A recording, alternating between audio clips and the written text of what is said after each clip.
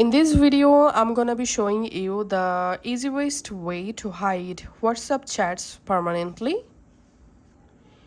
If you hide any WhatsApp chats by archiving the chat, then anyone will be able to easily access the archived chats by tapping on this archived at the top of your chat list, as you can see.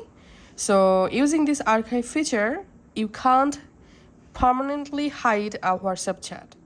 All you have to need to hide a chat permanently, just go to the chat, tap on the chat name at the top and scroll down here, and we have to enable chat lock feature. So enable chat lock, tap on continue.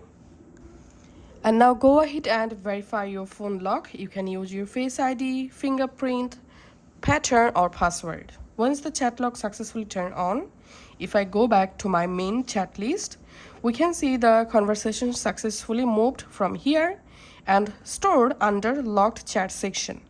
Now on, to view your locked chat, you have to verify your fingerprint or your lock.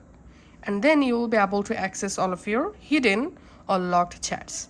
So this is the exact way to hide a WhatsApp chat permanently. Thanks for watching.